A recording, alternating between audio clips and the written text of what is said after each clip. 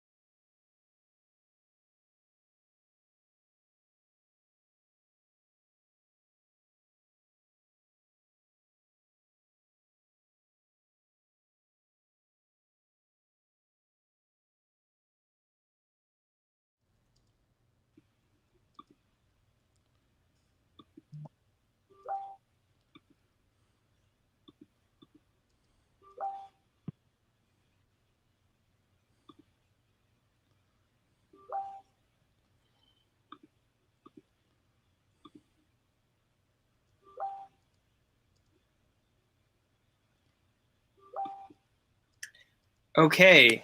Pat, can you hear me? I can hear you just fine. I don't All think Bill can right, hear us. so- I don't think Bill can hear us, though. That's the problem. I can hear Pat, but Okay. not Lewis. Okay.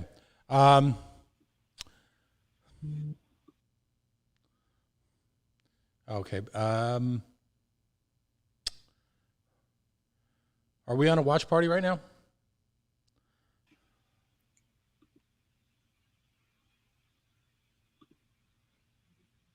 Yep. Okay. Well, you should probably kill that because right now the only person, Bill can't hear us. Bill, I can hear you, Pat. You're right, but Billy can't. Why don't you, Luis? Why don't you kill the watch party, sign off, and then come back on? Are we on a watch party right now? Yep. Just give me a second. Yeah. Okay. Well, you should probably kill that because right now the only person, Bill can't hear us. Bill, you hear you, Pat. You're right, but Billy can. What?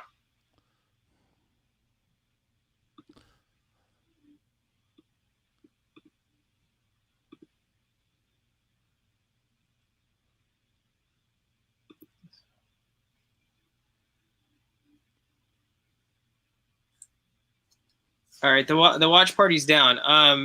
Why don't you, Luis? Why don't you I don't sign know. back off and try and get back in? Okay.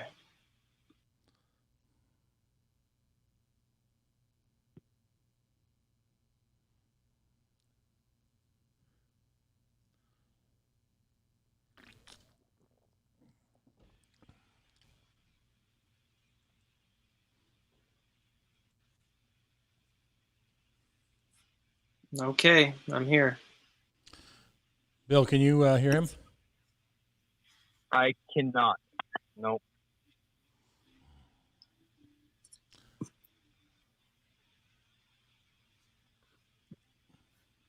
It's all right. I think at this point, I can hear Bill. So maybe you just field the questions, Pat.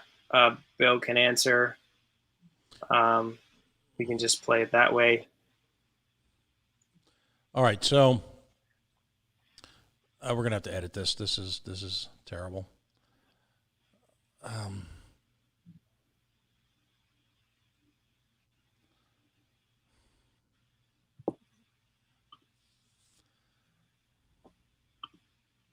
So how do you want to do this? You want to? We can just call it. I don't know, Pat. It's up to you. Berto couldn't come on because the video link didn't work. So I mean, it kind of leaves us without much in the way of content that others can bring in. So it's a little challenging with that.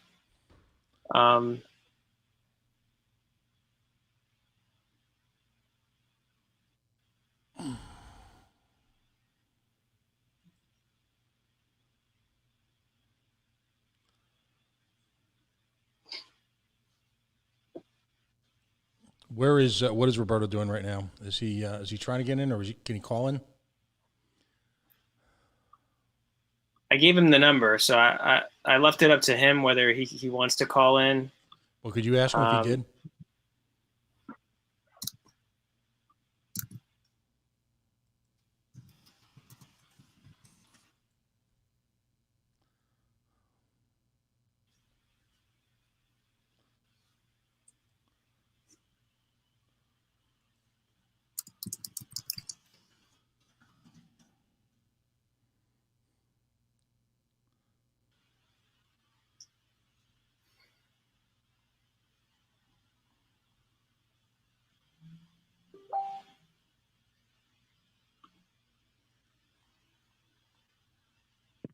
Yeah, he said he tried it. Okay. All right, let's do this. Folks, if you're listening right now, we've got a couple of people on the line who are listening to us or watching us. Not sure if that's just me and a couple of people. Had a little bit of technical problems here. We're going to run the show. We're going to try the show for about 20 minutes or a half hour.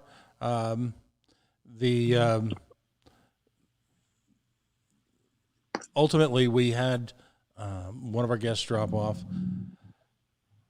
Luis, let's start her up. And so, Bill, right now you can hear me. I can hear you. Yeah. All right. I think it's just really that link between the two. Okay, so we are the Coalition. Well, I'm sorry. We are not the Coalition anymore. This is actually Dr. Luis Daniel Munoz's show. So, Luis, why don't we start it up and let's just kind of give it a shot, see how it goes. Yeah, so thanks everyone for bearing with us today with the technical challenges. My name is Luis Daniel Munoz, as many of you at this point may know. I've been given the opportunity by Mr. Pat Ford and the Coalition Talk Radio and the Coalition Network to host the show, which we entitled Pump Up the Volume, which is really focused on talking about many of the frontline issues that the state of Rhode Island and even national issues that are being addressed today. We try our best to bring on guests, frequent guests, and I would say at this point members of the Pump Up the Volume are Bill Bartholomew, who is calling in today, and Pat will be facilitating some of the questions that we'll be directing at Bill, who can provide us with kind of some insights and updates on press conferences related to COVID-19 and the recent protests that have been happening throughout the United States and here in the state of Rhode Island. Also, an individual that might possibly call in or check in at some point in the call is Mr. Roberto Gonzalez. We don't know if he will be able to today as a result of some technical challenges, but Mr. Gonzalez is a community leader and a youth leader, and he himself is not necessarily youth, but he does organize many youth activities and is heavily involved in education and in one of the leading education podcasts throughout the United States. So really looking forward to touching base with Bill and possibly Roberto. And thank you for being on the call, Pat. So on today's Pump Up the Volume, again, due to the technical challenges, some of the time that's been consumed, I think it's important to maybe touch on the high-level issues and also maybe try to dive deep into some of them. So as you know, we are still, in fact, facing a COVID-19 pandemic. As a result of the pandemic, we have had thousands of lives lost throughout the United States and hundreds of lives here in the state of Rhode Island. We have seen a very slow and dismal response by the state government to address the infrastructure needs around both the provision of healthcare, but also just basic access to testing, as well as to the development of a contact tracing force, not one that is solely focused on a mobile application, which has been a very controversial tool that's been used by this administration, but really a contact tracing force that involves humans, right, that are reaching out to humans and ensuring that they're providing the necessary resources for individuals that are quarantined, that are isolated, so that they can stay home and have the food that they need and the resources that they need to stay safe and not have to go out and spread the disease. But beyond COVID-19, as we know, we've really had to confront, in many respects, the systemic racism that we're facing throughout the United States of America and here in the state of Rhode Island as well. In every state, we're seeing protests. We're seeing youth, adults, and individuals of all backgrounds and ages rise up and call to action their leaders to make a significant change in how they fund the police force or police departments, and frankly, how we're going to rethink the future of community policing. And I was very proud to stand with youth organizers this past Friday alongside Mr. Pat Ford as well, as we again stood for justice, equity, and for the removal and destruction of the systemic racism that has really led to many deaths and much suffering for members of the Black community and for those in communities of color. So that's the kind of agenda that we're going to have with Pump Up the Volume today. And Pump Up the Volume is not so much to yell things out, but really to bring to light and to amplify the issues that we're facing, to ensure that those of you that are listening to us can be empowered to participate in the change that's needed to build a better future. So with that said, Pat, I'd love to, throw the ball back at your court and see whether you might invite Bill to provide us with a kind of overview of all of the events and things that have taken place over the past 7 days. Thanks, Pat. Yeah, absolutely. Bill, kind of, if you can give us a timeline, if you will, of all the events that have taken place over the last 7 days. One of the things that I'm fascinated by, I was at the event till probably about 7:15, and then I had to come here to do a show. I'm in that timeline. I don't want to make this the focus point, but in that timeline, clearly tensions started to rise in what had been an incredibly peaceful crowd, or at least let me clarify that. There are people in the Raimondo administration, and there are people in government who would like us to believe that tensions began to rise somewhere around 8 or 8:15. There seems to be varying accounts, if you will, of what precipitated the tension. A number of people that I know personally were there throughout the entire evening and lay a lot of that at the hands of law enforcement who, in their estimation, decided to put up sort of a passive, aggressive show of force. And in doing so, the term would be raised people's hackles. Bill, but what's your impression? And like I said, give us kind of a review from your perspective. Sure. Well, I wasn't able to hear Dr. Munoz. So I think the context is we're talking about starting a week ago, last Monday, with what ended up turning into a riot downtown. Is that correct? Yes. Okay. Well, for me, what ended up happening was around 3 o'clock in the morning, I got a text message from some fellow media members that were wondering if I was downtown. And, I kind of was half asleep, dismissed it. And then around 5 o'clock in the morning, I ended up going downtown and I saw the remnants of a police car that had been set on fire. I mean, it smelled of gas outside of the Providence Place Mall. Windows were smashed. And it was clear to me that a group with really an agenda of aggression had taken over downtown Providence. It seemed completely different than the vibe, if you will, of what I experienced the previous Saturday at the Black Lives Matter rally that began at Burnside Park and made its way to the State House.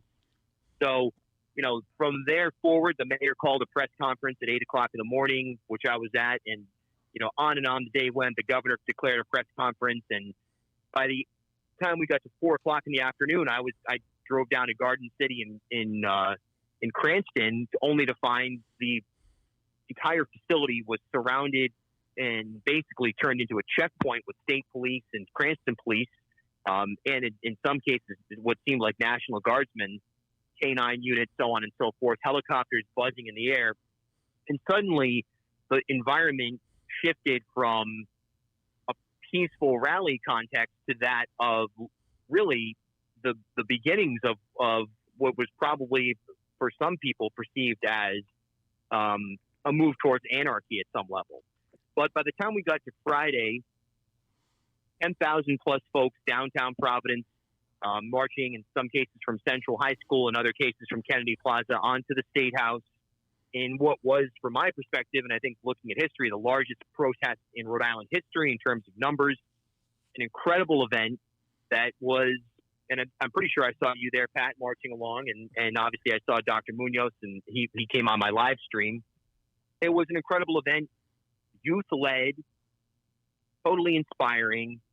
Various factions broke off. Some went to the Providence Public Safety Complex. I stayed with that group, and they challenged the police there, who were clad in riot gear.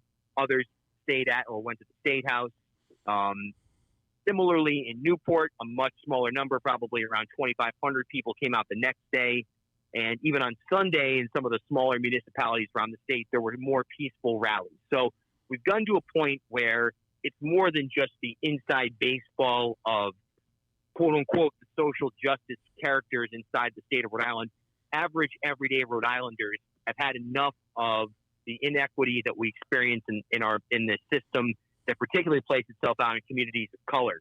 And that was plain to see by the end of this past weekend. It'll be interesting to see where it goes from here.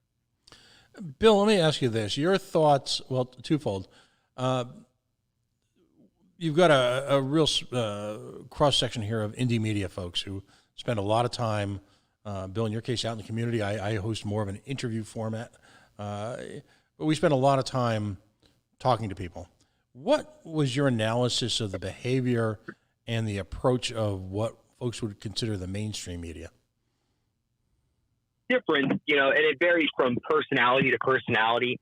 Look, the mainstream media, a lot of the television stations, they're targeting obviously suburban folks who are looking to buy cars and, 60 plus for the most part. And the story that they're selling is one probably a little bit more based on the level of fear.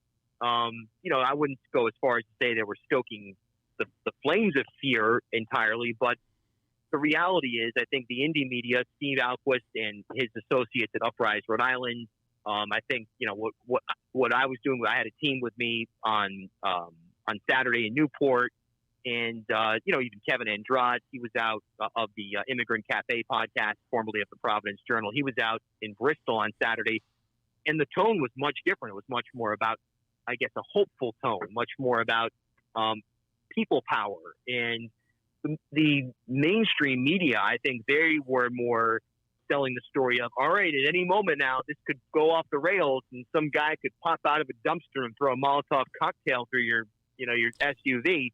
So we better make sure everybody behaves. And if they don't, we'll let you know right away and stay the hell out of Providence. So there were two competing storylines. Now, having said that, there were some personalities on mainstream television that I noticed stepped up and said, forget about it. I'm going to tell the real story 100%. I won't name them. I think you can figure out through Twitter and the stories that they shared who they were. Some people, particularly in the Providence rally, they probably looked around them and said, boy, I don't want to be on the wrong side of history when it comes to telling the story. But the narrative was different, and I think that's to be expected, and we've learned that that's the way it's going to be in modern times.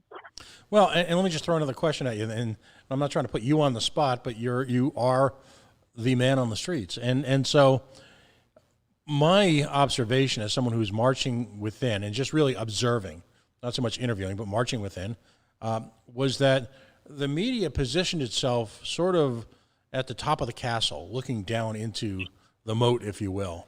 And listen, my approach was pretty linear. I walked, I stopped for about 20 minutes. I walked, I stopped for about 20 minutes. I walked, I stopped for about 20 minutes. I did not see a single media person actively covering the story from within the rally or within the march. Now, that's not to say there weren't. I can't draw that absolute. I didn't have a crowd of a flock of drones flying over to record that.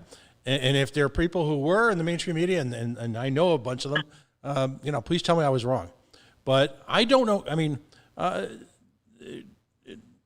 Luis Daniel Munoz, how is it possible from your estimation, as someone who was intimately involved in this march and who was in the heart of it, really front and center, is it possible to cover an event like this from the periphery, or do you need to be inside of it to really understand the feel, the vibe?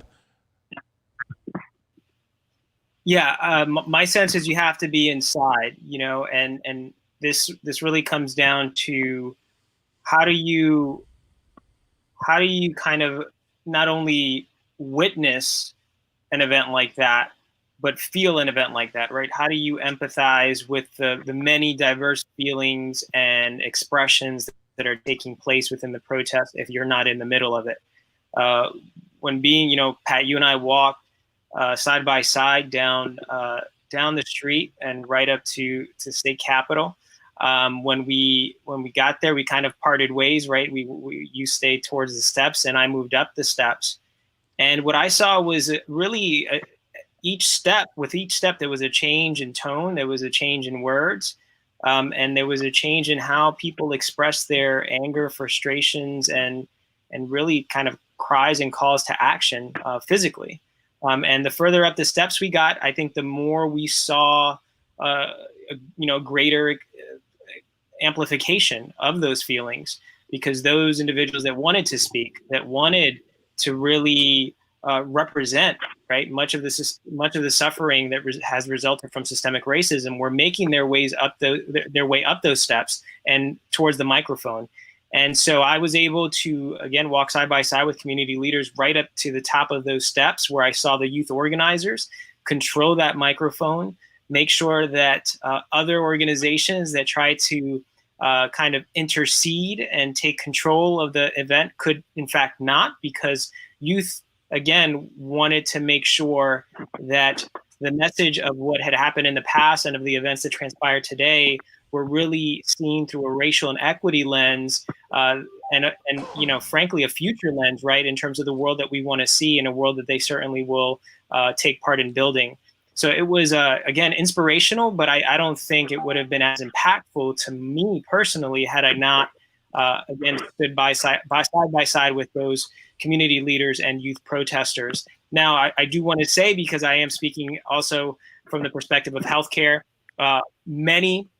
frankly, all of the protesters that I saw, all of the protesters that were near me were wearing masks. There was at least a desire to maintain distance, but ultimately that wasn't necessarily kept. And we all see that from the photographs. But unlike previous rallies and protests that have taken place for other issues in the past month, I would say that most, if not all of the protesters were very as responsible as they could be in terms of being outside, unifying together, and calling our state leaders to address systemic racism while still considering the fact that we are in a pandemic. Bill, one of the things I was most impressed with was it was clear that there were march organizers staggered throughout the crowd. So it was almost, if you've been in enough parades like I have, when they talked about divisions in a parade, and usually there's a band and a couple of groups, and then there's a break, and then there's another division. That's seemingly, and I'd love to know if that was intentional or not, seemingly the setup here, because you had someone leading chants, cheers, applause. Every 300-400 people, you'd have someone clearly in control of the crowd. And I want to juxtapose that with the media behavior. From the media, I almost got the sense, and this is a terrible analogy, but I'll run with it anyway. People go to these air shows all the time, and it's almost like they're hoping a crash is going to take place, right? I got the sense from the media, particularly the next day or two afterwards, that there was a palpable disappointment that, in fact, things didn't go off the rails. That these young people had managed to pull off, as you pointed out, one of the, if not the greatest single public rally in the history of the state of Rhode Island. What are your thoughts on that? Undoubtedly. I mean, it was so well organized. In fact, I know that the folks that you mentioned there, that I guess you'd call them marshals for if we're going to talk in parade context. Yeah, the night before, they had so many marshals that they were trying to figure out where they could get more orange vests. In fact, I've recommended going to John Block because that's where I got the ones that I used at some of the protests that I've covered. But you're totally right. I mean, John DePietro, who, barely counts as mainstream media, he's sort of for those who don't know, he's kind of he used to be on a broadcast radio. He's been fired multiple times for racist and sexist remarks. But he actually tweeted out I think it was on Thursday, that by Sunday, Newport will be erased from the earth. Essentially, I'm paraphrasing here, that basically no one will be able to recognize Newport because, and that drove many businesses to board up their businesses. Alex Anani, Holy Smokes, many others. Newport was covered in plywood. And a similar tone was set, I think, by the mainstream media at large throughout Providence. And you're totally right that it's that sort of, okay, well, the story we were hoping for was to be able to say, we knew it. We knew that this would turn into a melee. We knew that people couldn't think for themselves, control themselves in a respectful way. And look, there were exceptions to that. I know the owner of Fortnite got busted, which Fortnite's a wine bar downtown, for writing a cab on City Hall, which was really, from a technical standpoint, just what a foolish thing to do. You know what I mean? You got to assume that there's security cameras all over City Hall anyway. Whatever your position is on whether someone should graffiti or not, it was a dumb way to go about it. But for the very most part, out of the 10,000 people, maybe there were 7 or 8 naysayers. And I think that did disappoint some media outlets. Obviously, those extremists, your Go Locals, your John DePietros, they were probably really banking on from boosting their own name recognition, the opportunity to say, look, we told you so. When Black Lives Matter comes to town, everybody should go and hide under underneath their bed, plywood everywhere. Don't come out of your house. And we need to drive these people back into the shadows. And just the opposite happened. Right. Now, Luis, I'm going to go with you first, and then folks, bear with us if you're just joining us. We had a little bit of a technical glitch, so I'm kind of the air traffic controller of the conversation, if you will. I'm going to go to Luis first, and then I'm going to ask Bill his opinion of this. Not being sure how late you stayed, Luis, but the reports that I've gotten from credible people that I've known for years, people who are involved in a variety of movements, but to whom their reputation as being fair-minded is as important as the movements they're in. Have you heard of, or did you see an escalation, if you will, this sort of passive-aggressive escalation, or attempted an escalation, I should say, by the police in the waning hours of the evening, in that space sort of between 8 and 9 o'clock? This was for the Friday protest, you're asking? Yeah, the Friday protest. Because let me just finish the thought here. The narrative is that our governor, who has been MIA throughout the entire week, effectively, came down and was called down from the mountain to pray before the masses, to invoke a sense of peace and order. And of course, my first reaction to that is, as we say on the coalition, because it's a family show, balderdash. But I left at 7:30 to come do a national show that I do. So I'm going to you, Luis, and then I'll go to Bill. What are your thoughts on that? Well, Bill might reference this after I do as well, but the Boston Globe, Mr. Fitzgerald, I believe, actually put information out on Twitter, I believe it was, that stated that he had communicated with the chief of police and that he had been told by the chief of, I believe it was the state troopers, that actually the governor called the chief and asked whether she might be needed and should go down there to where the protesters were. Now, this is after the 10,000 youth organizers and community leaders and residents throughout the state of Rhode Island, probably some from outside the state, had, come to, again, stand against systemic racism, inequities, and injustices. And the governor wasn't there, and they called out for her. But around 9 o'clock or so, the governor calls the chief, asks whether she should go. And then the chief calls the general of the National Guard, and the general and the chief decide that, yeah, why not? Come on down, Governor. And the narrative has then since switched, right? As you mentioned, Pat, the governor is now saying that the governor received a call from the chief and the general, and that they called her down to stem the tide, right? That was coming, which is not really true. Of course, I think given what's going on throughout the nation, maybe everyone was concerned. Maybe there was a smaller threshold for any particular response.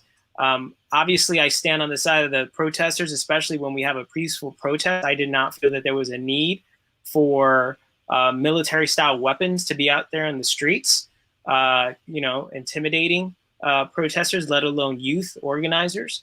But with that said, the governor chose to have those forces there, and then the governor used, I would say, the strength of those forces to strategically come out at 9:30 at night and to pray with a few of the protesters that were left over. So again, just political grandstanding, political optics, and the only person that it seems to serve is the governor. It just seems to be the case. Excellent. And I'm right with you, Lisa.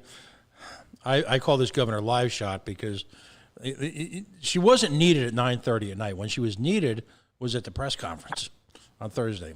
When she could have been helpful, imagine if she had, and I'm going to accuse the lieutenant governor of the same thing because, and again, I'll stand corrected if I'm wrong, but if, they metaphorically, as well as physically, as well as politically, as well as religiously, as well as spiritually, as well as psychologically, I can keep going, stood on the sidelines. And I believe, in my estimation, that little soundbite, that little vision was her, if you will, basically using the crowd, what was left of the crowd, with the right angles, making it look dramatic, to take to her friends in public radio in Boston and to take to her donor base around the country. And it'll serve her well everywhere except for the one place that really could have used her. And that was, of course, Rhode Island. Now, Bill, I know, again, we're a little awkward here, but Bill, your thoughts on the governor, from your perspective and all of your contacts, what was there tension at 8:30 or 9 o'clock? Did the police need to create this, as again, I'll call it this sort of passive-aggressive, rise to arms? Were they trying to intimidate the crowd or provoke the crowd? It certainly is difficult for me to say exactly what was going on, and I'll tell you why. Right about 8:15 or so, I actually went home and showered and had some water and, kind of regrouped for a minute. And then I was able to get back downtown. I don't know how I did this all so quickly, but I was back downtown by 8:50 or so. I live in Providence. I had my vehicle parked in such a way that I was able to access it quickly and get back home. When I got back downtown, I was not able to pull my vehicle anywhere near the State House. It was blockaded to that point with strikers and, fully armed National Guardsmen. And it was the most intimidated I had felt in the entire time that I've been doing any sort of media coverage, where I didn't even know that if I entered on foot into that perimeter, that I'd have any chance of getting out that night. And to me, that was really discouraging because I ended up missing that situation at the State House with the governor. I was literally 500 feet from her when it happened and just watching it play out on Twitter. But I felt that was, a little bit extreme to say the least, that they actually blockaded me from re-entering the area of the protest after I'd already left. Now, I was able to observe other things like the activities on the west end, the west side of the city, and also to go. I was outside of the Providence Public Safety Complex, and I watching prisoner transportation vans leave and other, apparatus, I suppose, of law enforcement. So I did have a different perspective, and I was able to observe an increase in the police response, particularly when it came to the riot gear clad officers that were going out in buses and so forth. But from my perspective, yeah, that would have been a moment to de-escalate by, loosening that perimeter, maybe making it more inviting for the media or anyone else to come in, and letting it kind of naturally play itself out. Now, as far as the governor herself and that appearance, looking back on it, look, I mean, I don't even want to comment on the masking side of it. I think that's the story of the story. That's like the Alex Donut story at this point. Right. There's nothing more to say about it. But do I actually think that there was a call made to the upper portions of the castle, pleading with the governor to come down and greet the minions and try to quell the moment? Of course not. I mean, what really happened there was an opportunity for her to have a political, and justifiably so perhaps, but have a political moment. And, if it was safe for her to do that, then it shows you that there really wasn't a need for the military style uptick of law enforcement that occurred in that 8:50 to 9:15 p.m. period, in which, like I said, I wasn't able to re-enter the perimeter after going home to take a shower because I felt like I was overheating. I'm just going to, and I know both of you can hear this, I'm just going to throw some fuel on the fire. So anyone who's watching this video or hasn't watched this video knows that I have a striking resemblance to everybody's insurance agent, to everybody's favorite lawyer, to everybody's. I am the official middle-aged white guy for Rhode Island. All right. I look the part. I drive a Ford Fusion. All right. An electric one at that. I wear preppy little collared shirts and I'm often seen in varieties of really the rainbow of choices available in khaki clothing. And I say that because here to me is the real kicker. And it's great that we haven't talked in a day or so and we're coming at this from, we're throwing out ideas at each other right now. I had absolutely no problem getting in and out of the barriers. I had absolutely no one stop me and give me a hard time, except where I couldn't bring my car. Profile much? I mean, I guess I should be the drone, the silent stealth, if you will, of the radical movement of Providence, because everybody looks at me and says, hey, dude, LL Bean's 10 miles down the other road. All right. And so, and I waited to say that on purpose because I wanted to hear your genuine reactions. And I don't doubt for a moment that both of you, I mean, young men, Bill, you by necessity, you were dressed the part. You had the cool glasses, the covering most of your face. You looked the part of exactly what you are, which is an indie journalist trying to get in and out and trying to get really into the heat of the action. And Doctor, you were professionally dressed, but you are a younger Hispanic man. And I don't doubt for a moment that, let's just say, Popo, Leo, depending what your generation is, all right, looked at the two of you and said, okay, we want no part of these guys. And then they looked at me and said, the mall's closed. You're not going to be able to get to the 10 o'clock movie. I just find that fascinating. Maybe I'm overanalyzing. I just find that fascinating. Now, let me throw both of you, and at least I'll go to you first on this. Let me throw you a curveball again here now. The next day, we woke up, of course, to the news of the great donut controversy. And my first thought was, wow, media all over Rhode Island will again have to suspend any show preparation whatsoever because all they're going to have to say is Allie's Donuts, Allie's Donuts, Allie's Donuts, 3 times fast, click their heels, and they can just kick back and let the outrage porn happen. And then the second part of me was a little bit more sobering thought was, wow, there we were for just a few moments on the verge of a serious conversation about race in America, race in Rhode Island, the young folks, as we say, the kiddos, as I call them, and their ability to handle treacherous issues and their ability to protest peacefully. We were right on that verge of that conversation, and then the media couldn't wait to dive deep. I mean, listen, they may have avoided the protest crowd, but they were ready, Luis, they were ready for that line in front of Alley's. What do you think?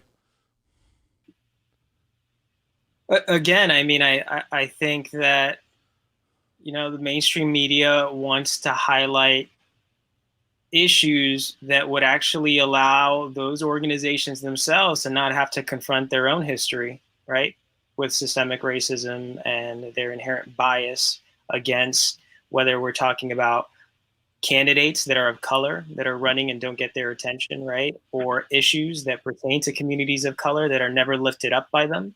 And so, you know, rather than getting sucked into Alley's Donuts and the decision that a business person, you know, made, I would say that since that time, we've seen other issues come up. We've seen Democratic politicians that have enabled injustices in this country put a Kent cloth over their shoulder and think that they can blanket over, you know, all of the wrongs that they've done.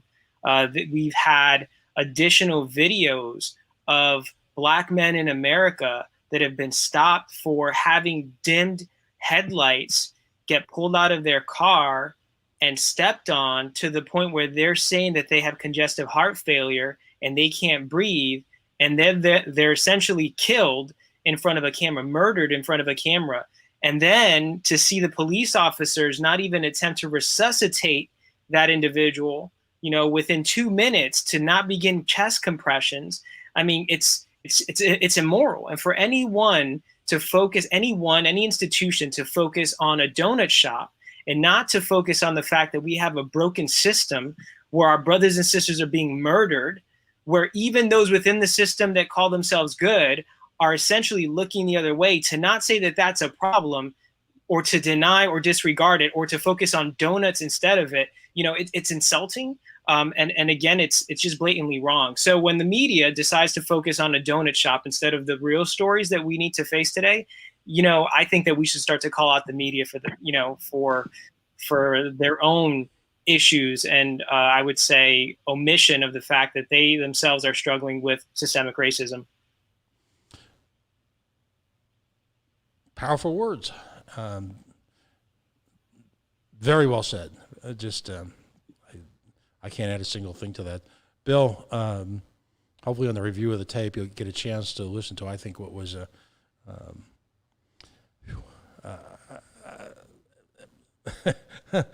a knockdown of the media in this state, which it was incredibly thoughtful and incredibly well deserved. Your thoughts on Alley Mania? I mean, ultimately, was this just an easy way out? Was this just a great way to change the subject from what even the most self-absorbed major media player had to realize was a disastrous performance on Friday evening? No question. I mean, look, reality is, I even woke up on Sunday and thought to myself, should I head down there? Should I go cover this and broadcast the reactions of the folks that turn up to either protest against or support Alley's? And you know what? It clearly is just a distraction. And look, there are plenty of businesses who have political or social values that are expressed in their private social media accounts. And from a public relations standpoint, if I was Alley's Donuts PR person, I would tell them they were, you know, obviously it was not a good move in some ways to include the military in that conversation. I think that shifted it into a difficult hole to dig out of in a certain way. But from a moral standpoint, obviously it's a different question. And look, the Alley's Donuts story, it's going to disappear in 2 weeks. And most people will probably forget about it in less than a year entirely. But from a media frenzy standpoint, that's exactly what they were looking for. And I just read on Twitter while this was, like, the conversation was ongoing, I just read that their employees are now getting death threats. Jesus. That's a perfect media storm. That's exactly what, some folks want to have that's what some folks want headlines to be, to generate clicks and to generate controversy and so forth. So I think the reality is that when you look at Allie's Donuts now, and you look at the amount of attention that went to that headline versus the fact that you had 10,000 people, youth organized, probably 8,000 of them were youth themselves, come out and stage a peaceful protest, the largest protest, perhaps the most important protest in Rhode Island history since the burning of the Gatsby. And that's not the story that's making its way around full throttle. It just goes to show you the priorities of not only the media, but those who tune into those particular stations. Right. I mean, it was almost as if Facebook, local Facebook pages had a collective sigh of relief, like, we dodged that one. Jesus, if I had actually talked about race and I had to talk about my personal feelings towards folks of color, that could have gotten pretty tricky.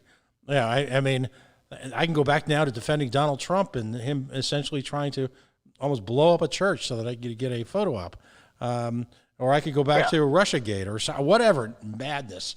But that to me was the very definition of outrage porn.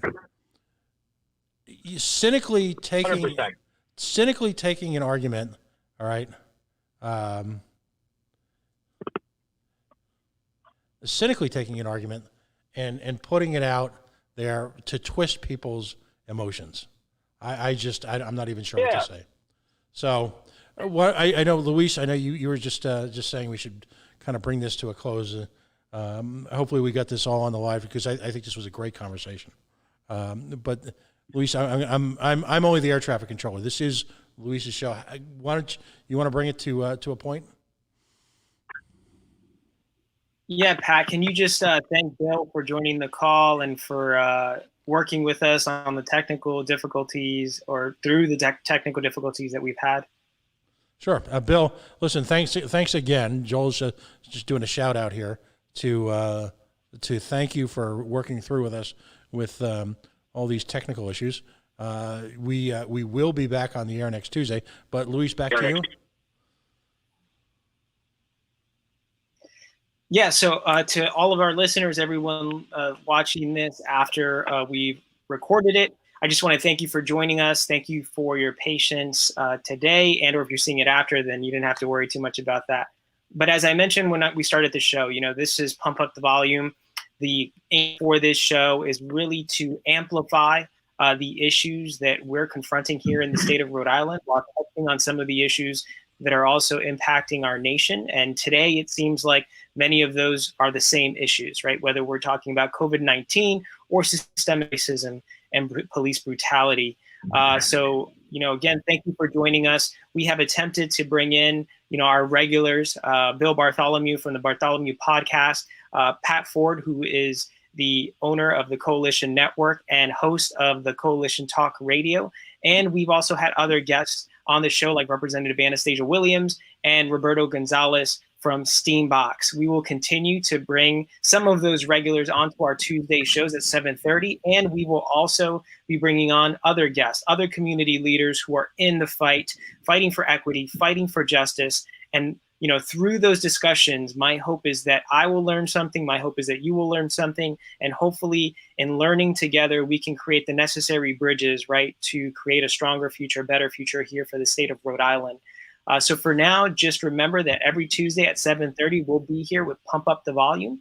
Also, feel free to follow me on Facebook or Twitter. On Twitter, you can find me at Luis Daniel Munoz with a 0 in replace of the O. So that's Luis Daniel Munoz, replace the 0 with the O on Twitter, and on Facebook at real.luisdanielmunoz.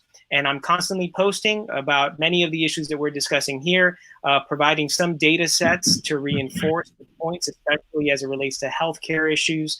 And am always open and available to connect with all of you, to listen to your concerns, to hear your questions, and hopefully to empower you to participate, right, in actual advocacy and grassroots efforts that are taking place in the state of Rhode Island. So thank you again to the Coalition Network. Thank you to our guests, and thank you to you for tuning in. All right, thanks.